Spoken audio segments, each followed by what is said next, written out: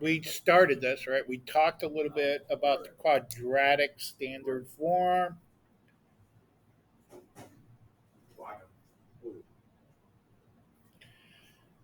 quadratic equation, parent function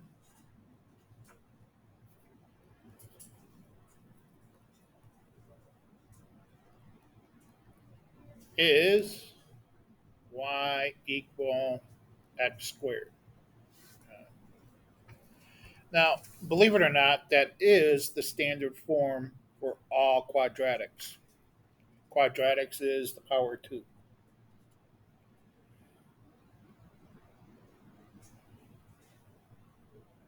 or the second degree.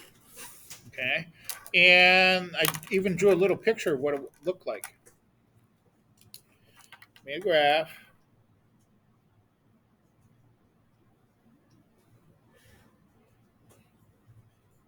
and it was U shaped.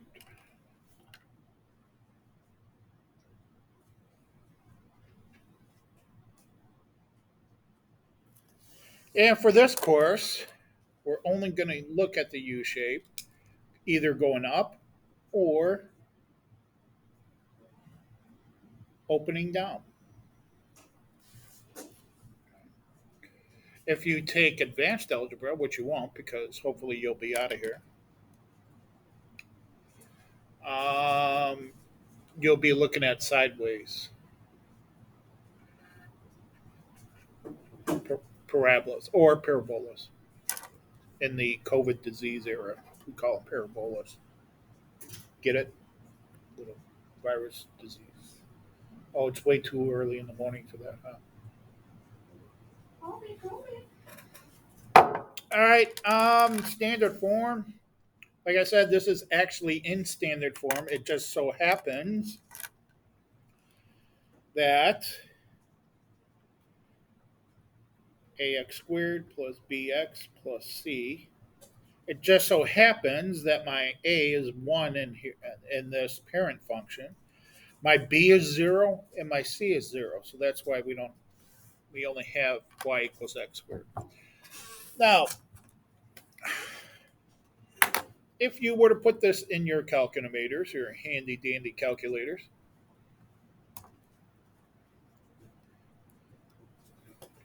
okay, put it y equals and the parent function x squared. Graph it, and lo and behold, there's your parabola. Okay. Now, if my parabola opens up, my vertex, or the lowest point for y, is what we call a minimum. If it opens downward, then I have a maximum, and that point's called the vertex. So, to find the x value of the vertex, um,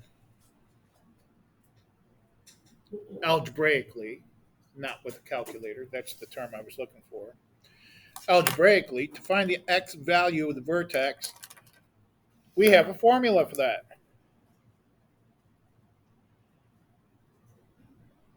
And again, don't forget, these are coefficients A, B, and C.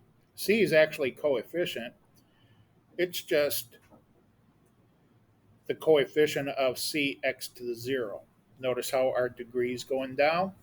We don't normally put in x to the 0 because that's just 1, and C times 1 is just C.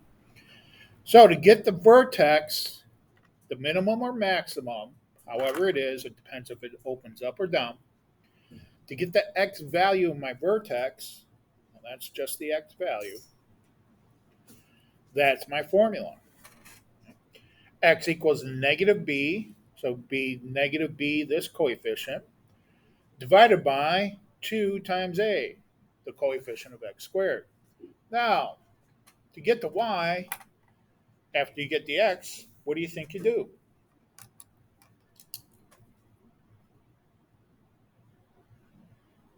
After you get the x,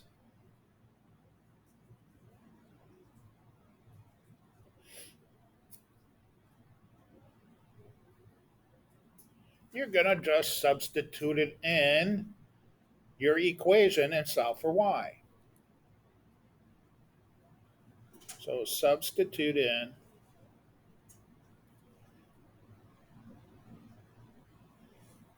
your equation and solve for y.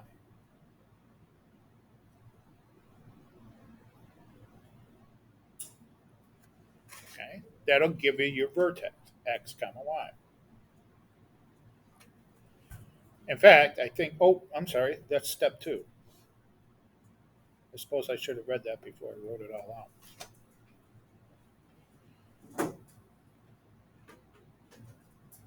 All right, so then in step three, now this is how you're graphing it, right? Without a calculator. In step three, so you've got your T chart going here, right? You just found your vertex.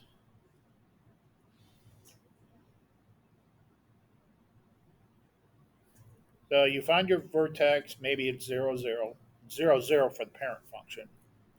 You found your vertex by using the equation. Now it could be any, it doesn't have to be 0, 0, it can be any ordered pair. What you're going to do is you're going to choose, again, x is your independent variable, right? You need 3 points to draw your parabola. So you're going to choose, I would choose the number 1. You can choose anything you want. If you choose a positive one, then you have to choose a negative one because there's a line of symmetry for every parabola known to mankind. That line of symmetry for the parent function happens to be our y-axis. So that's our line of symmetry. And what I mean by that is whatever's on the right-hand side of this is reflected to the left-hand side of this. So that's what symmetry is. So if I pick a point, 1 here, I know that these y values are going to be exactly the same because of my line of symmetry. So all I have to do is really figure out one of these x's I chose because the other one's going to be exactly the same. All right, so what I do is I plug in 1 for my x, and it'll tell me what y is. Okay. In my parent function, it's 1. So there's my 3 points. Then I graph it. See? 0, 0, 1, 1, negative 1, 1. So that's how you graph in standard form without a calculator. And I think yesterday, if you do use a calculator, I showed you how to find the symmetry line, the vertex. You go ahead and put your equation in, the parent function. I'm using the parent function x squared. Graph it. Go to your table by hitting second, graph. Okay. Go to my table and I start looking for duplicate y values. So I have 4, 1, 0, 1. So ones are duplicating. See how the ones are duplicating? So therefore, I know that my vertex is at 0, 0. Now, doesn't always work with every quadratic equation because your calculator has a set scale to it, and sometimes it can't pick up that 0, 0. I'm going to zoom in on this so you guys see better. Okay. It doesn't always pick up on the vertex. So remember, it only works sometimes, most of the times, actually. Okay? All right, so that's graphing using standard form manually. Uh, one that's easier is a vertex form. This is actually the easiest form for all functions that you study in math. 99% of the functions that you study in math, vertex form is the easiest to use when you're not using a calculator because it gives you the vertex. If your equation is not in standard form and it's in vertex form, the HK is your vertex. So there'll be numbers in here for your H and K, and that's your vertex. And then it's really easy to pick your two additional points. Once you have that vertex, you can easily, right off of the equation they give you, it's real easy to graph because all you have to do is pick one more x and you got it. Now, we were just, in my other class, we were looking at the absolute value function, and it was really easy to use when it's in vertex form. The only thing is, when you go to put it in vertex form, when you pick your vertex, your coordinates, this this h is actually, you have to use the opposite of the sign here. In other words, if my h had a minus 3 here, if this was x minus 3, my vertex would be 3, positive 3. Okay? It's opposite that sign. If that was a plus 3, then that would be a negative 3. It's the only thing you got to watch for.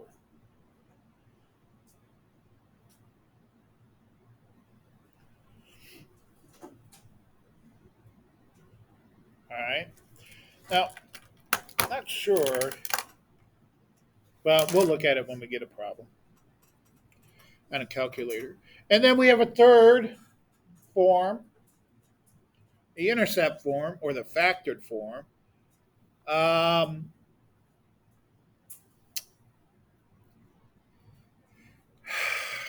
Actually, we're going to be using this a little bit more in this class than you did in Algebra 2. I don't even think in Algebra 2 that we teach it, we show it, but we don't really use it and apply it. This course, it actually is going to come into play because we're going to be reading uh, graphs and where it intersects our x-axis to find out certain information. So this one will come into play a little bit more in this class than Algebra 2. And what it is, it's just factored form. Okay? Remember, we have our two factors. I don't know, x plus 2, x minus 2, that sort of thing, where you did factoring 200 problems in Algebra 1 and Algebra 2. Okay, so those factors, these factors, is what we call the zeros or the roots. Okay, there's all kinds of names for them. These factors, it's where it crosses the x-axis. And like I said, when we get into a little bit more of our problems, these come into play. The a here, that's the slope. Okay, that's the slope of our parabola. It can easily change. To find the vertex, using the midpoint of the intercepts. Okay, so we have our x-axis here. Let me find the color that's going to show up. So I have my x-axis and my y-axis. And I have my parabola. Say my parabola opens down. Let me try this color. Suppose my parabola opens down like this. Okay. Now I know what these 2 points are because that's in factored form. It's just the opposite of the sign here and here, right? So this x-intercept is 0. Say this x-intercept is 4. The axis of symmetry, remember, the axis of symmetry is going to be my, in this case, it's a maximum. So it's going to be that line that goes down the middle here, right? So actually, I can find the x coordinate by taking the average 0 plus 4 and divided by 2. So I know that my axis of symmetry here is x equal 2. So that's what this is saying. You take the average of your intercepts to find the axis of symmetry. And you can see how this is going to get a little bit more difficult when we get into our statistical problems. Okay? It's really an important concept when we get going here. And then, of course, to find the y value, the height of this maximum or the height of the minimum, depending on the function, you again go back and you now have a value for x. You go back and substitute it in, and you find y. Okay. Now, your calculator can do this, and again, when we get into some problems, I'll show you how to do it on your calculator because it's kind of involved.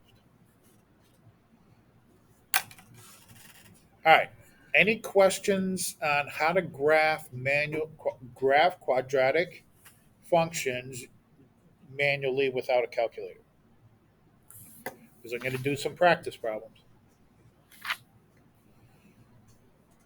Ready? Ready for some super fun? Look at you guys. You're so excited.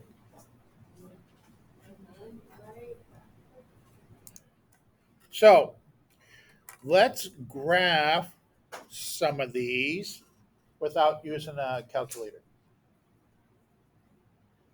All right, number one, I have 2x squared minus 4x plus 3. So I'm going to find my axis of symmetry. So my A here equal 2, my B equals negative 4, and my C is positive 3. So my axis of symmetry for the x coordinate,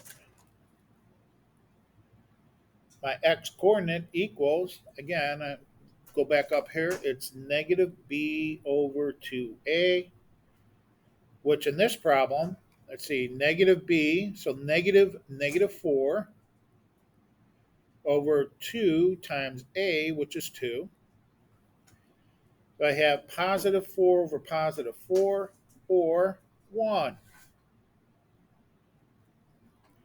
So my vertex x coordinate is 1. Now I have to find the y coordinate. So I go back, get my equation. Y equals 2x squared minus 4x plus 3. I know my x is 1, so I'm going to go ahead and substitute in 1 for wherever my x is.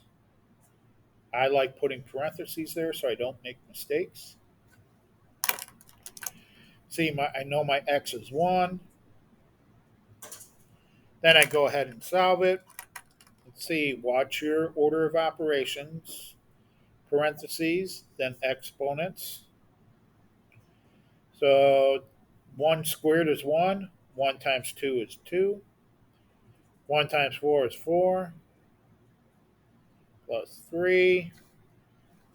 So my y is going to equal 1.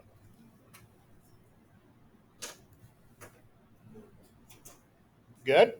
See how I got that? All right, then I'm going to pick a number greater than 1. So I'll pick 2. And a number smaller than 1, 0. And I know that these two y coordinates are going to be the same. So I only have to figure out one of them. So I'm going to plug in 2, or actually 0 will probably be easier. I'll plug in 0 for x. So I've got 2y equals 2 times 0 squared minus 4 times 0 plus 3, 0, 0, 0, so y is 3.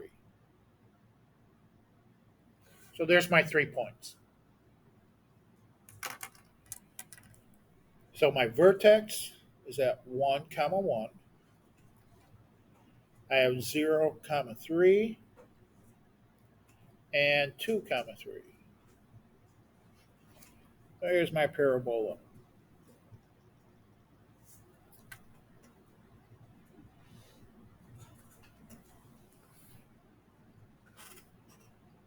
Pretty easy, right?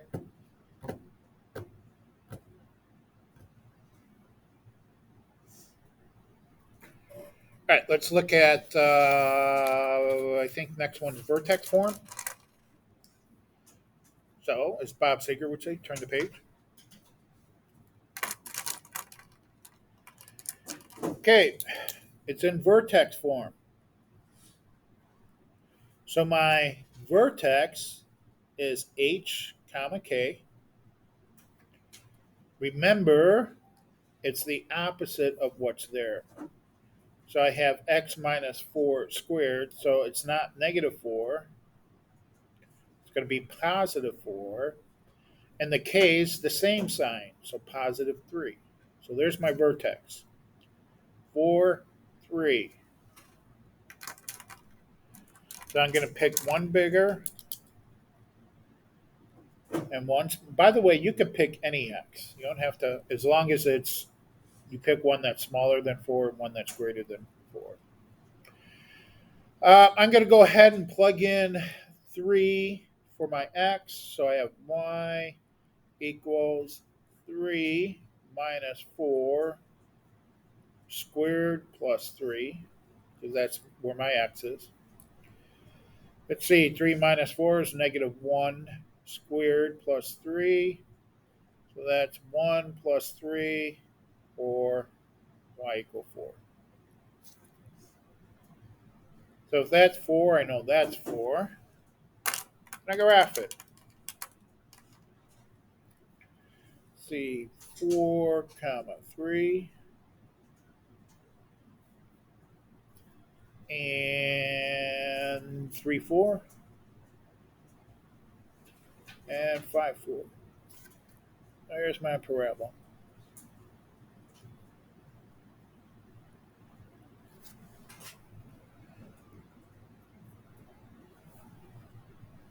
Okay.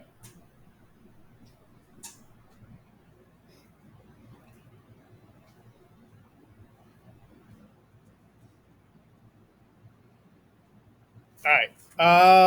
Intercept form. To graph an intercept form, I know my x-intercepts are, now be careful, they're opposite the signs, right? My p and q. Okay, so this, my x-intercept is negative 3, positive 5. And the reason why you take the opposite, remember you're setting those equal to 0. X plus 3 equals 0, so x equal negative 3. And x minus 5 equals 0, so x equal positive 5. Okay, so there's my x-intercepts. Negative 3 and positive 5. My axis of symmetry, I'm using this equation. I'm taking the average of negative 3 plus 5, and I'm dividing it by 2.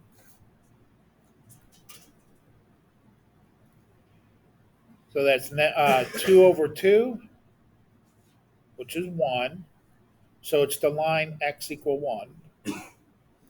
Here's my vertical line, x equal 1. It's my axis of symmetry.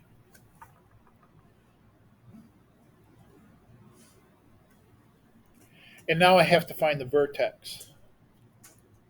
Okay, I know what the x value is. It's 1. So I'm just going to go ahead and put it in my equation. Let's see, y equals 1 plus 3 times 1 minus 5. So y equals 4 times negative 4. So y equals negative 16. So that's my vertex.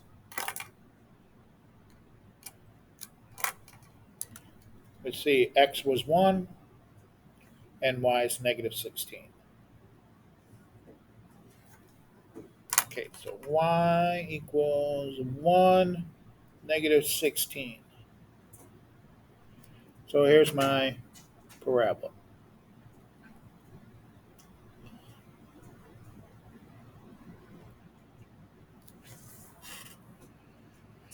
Piece of cake. Graphing using the 3 different forms.